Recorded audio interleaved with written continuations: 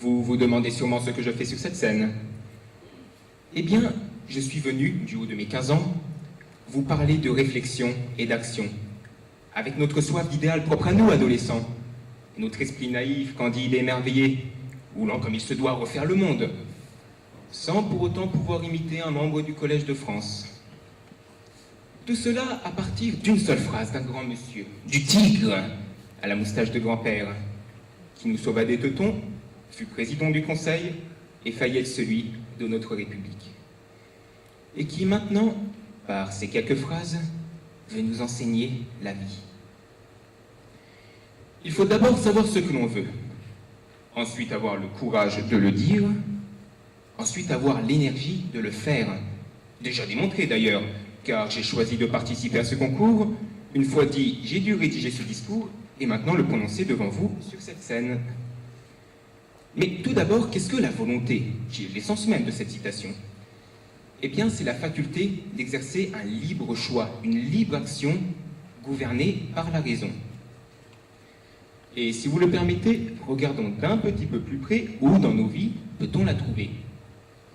Ainsi, notre première marque de volonté dans notre insignifiante existence, insignifiante, sauf notre patronyme et Napoléon, mais j'y reviendrai, est celle de commencer cette existence même, en luttant pour sortir du ventre de l'être qui nous inculquera ces valeurs dont nous parlons, telles que la diligence, la volonté, le mérite, bien qu'elle essayera, à tort ou à raison, de nous protéger le plus longtemps possible du grand méchant monde. Ainsi, devoir quitter ce paradis pour arriver dans un monde où tout est fait pour vous empêcher de vous réaliser. Et où se trouvent comme étrennes Ebola, la Corée du Nord, Donald Trump, l'Organisation mondiale du commerce, la vache folle, la crise alimentaire, la crise écologique, la crise des migrants. La crise, tout simplement, au sens de John Law. Et BHL. L'adversité du monde vous souhaite la bienvenue. Donc, nous voilà par entière de l'humanité, sans pour autant avoir ni légitimité ni autorité, tant que l'on est dans ces années à un chiffre, allant de pair avec un QI à un chiffre. Nous ne parlerons donc pas de volonté tant que l'on n'aura pas connaissance de ce mot. Puis l'âge de raison, l'adolescence. Je voudrais dédier ce poème à toutes les femmes qu'on aime. Et oui, notre cher ami le Cétois, Brassens, celui de Gare aux gorilles, avait très bien compris le dilemme dit des passantes chansons éponymes, car vous en conviendrez, il n'y a pas de plus grande chasse à l'homme que celle à la femme. En effet, qui ne s'est jamais imaginé une romance impossible avec une jeune demoiselle croisée dans les rues de Montmartre ou du quartier latin, ou de Seine-Saint-Denis aussi d'ailleurs? Impossible, car elle n'a eu ni le courage ni l'énergie de l'aborder, ni la volonté de le faire, et ne savait même pas ce qu'il voulait et était prête à faire.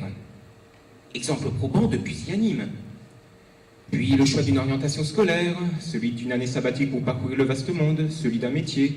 Dois-je l'épouser? Dois-je demander une augmentation? Dois-je prendre un crédit pour avoir une voiture plus grosse que celle de mon cher voisin? Ainsi, ce serait se méprendre de ne pas croire que, tout au long de notre existence, s'offre à nous une infinité de choix, de possibilités, d'ouverture pour tout recommencer, si l'on réalise à jour avec effroi que notre vie est bien vide.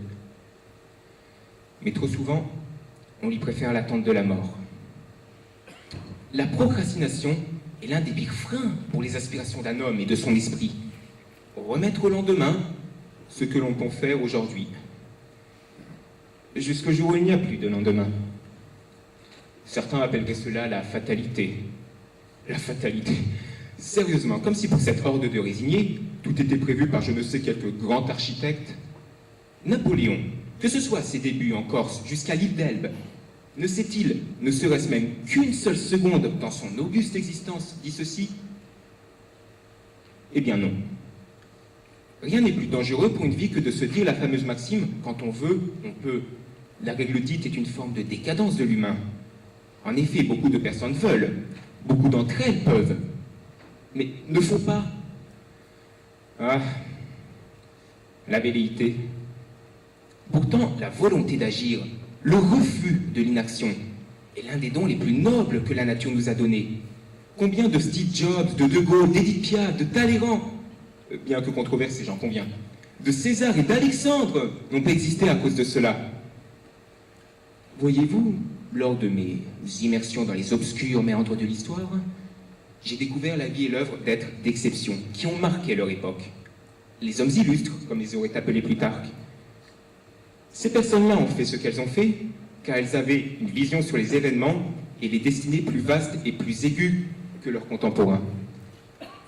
Fait ce qu'elles ont fait. Admirer mon pléonasme, réforme de l'orthographe oblige. Voyez-vous, cette situation où nous devons faire preuve de courage, de volonté, d'énergie, se présente à nous toujours, à n'importe quel moment. Voyez-vous, j'ai pour exemple ces personnes-là, ces hommes et ces femmes, et cela explique l'existence de deux catégories d'êtres humains faisant leur chemin sur Terre. Pourquoi y a-t-il des hommes qui en dominent d'autres? Pourquoi certains sont passés à la postérité pour des siècles et des siècles? Non pas parce qu'ils souhaitaient que leurs actions soient reconnues, mais parce que pour réaliser ce qu'ils désiraient le plus, ils s'en sont donné les moyens. Mais j'entends certaines réticences. Oui, Alexandre avait Philippe pour père, Aristote pour précepteur et la Macédoine pour héritage. Mais de chef barbare d'un obscur royaume, il est devenu plus zélène que Diogène et a conquis l'un des plus grands empires de tous les temps. Et l'on peut partir de rien. Tenez, pour exemple, et sans vouloir sembler présomptueux, la mère de votre humble serviteur. Ma mère voulait se lancer dans l'humanitaire, et l'a fait, bien qu'elle se faisait traiter de toutes parts de folle et d'utopiste. Elle a construit des écoles, et nous avons vécu 11 années à Madagascar, avec l'eau du puits et les bougies. Elle a réalisé ses objectifs, et par la même occasion sauvé des gens. J'ai eu le privilège de la voir comme modèle, et voyez-vous, cette citation, ma mère l'a vécue, et grâce à elle et ses valeurs, je la vis aujourd'hui, car elle m'a donné la volonté de me réaliser. L'une des causes des maux de notre société est que cette dernière fait croire au commun des mortels qu'il n'a pas le choix, et induit par cela la peur du changement, de la nouveauté, et nous conforte dans une vie vaine et stérile. Il suffit pourtant de simplement savoir ce que l'on veut vraiment, que ce soit un empire ou une vie simple et heureuse. Aide-toi et le ciel t'aidera, comme aiment dire les peuples du croissant. Petit aparté, je vous prie de ne pas penser, lorsque je disserte sur les puissants, que je fais l'éloge du prince de Machiavel. Voyez plutôt cela comme le surhomme de Nietzsche, la doctrine selon laquelle l'homme est fait pour l'action et doit toujours chercher l'élévation. Pas toujours ce cher Rastignac, donc. Je parle beaucoup des grands, mais il y a aussi de nombreuses personnes dont l'histoire ne se souviendra pas du nom. Des gens comme vous et moi qui, à défaut d'être grands pour leurs actions, auront réalisé leurs objectifs à force de travail et de volonté. De grandes personnes aussi, en vérité. Dans la contrée où j'ai vécu, l'île Rouge, loin des Béotiens de plus en plus nombreux peuplant notre Occident, des gens luttaient pour avoir un avenir meilleur, ou par défaut pour leur progéniture. Des gens qui grattaient la terre pour manger leurs semences, et qui maintenant ont un travail, une maison, et la possibilité de scolariser leurs enfants. Tout cela simplement par l'incommensurable pouvoir de la détermination. Alors voilà comment aujourd'hui traduire cette citation pleine de sens et de vérité. Vivez vos rêves, réalisez vos projets, à n'importe quel âge. Mais, après réflexion, vous en conviendrez, il serait stupide et inutile de se lancer corps et âme si cela est irréfléchi. Ce discours n'est pas une ode à l'impulsivité. Et attention, car réflexion n'est pas synonyme d'inaction. Juste prenez du recul, puis seulement agissez. La vie est trop courte pour ne pas la mettre à profit et la traverser comme une ombre, une silhouette parmi tant d'autres. Tenez, si vous considérez que l'existence est un présent qui vous est fait, et pas des moindres, la meilleure façon de l'honorer, eh bien, est de la vivre. La mort est juste ce qui nous pousse à agir, car imaginons, si nous étions immortels, que ferions-nous? Nous aurions l'éternité pour tout faire. Sénèque a dit « Hâte-toi de bien vivre, et sache que chaque jour est une vie entière. Carpe diem, ou comme l'a dit précédemment ma chère collègue, Hakuna Matata. Cueille le jour. Et pour le cueillir, il faut tendre la main.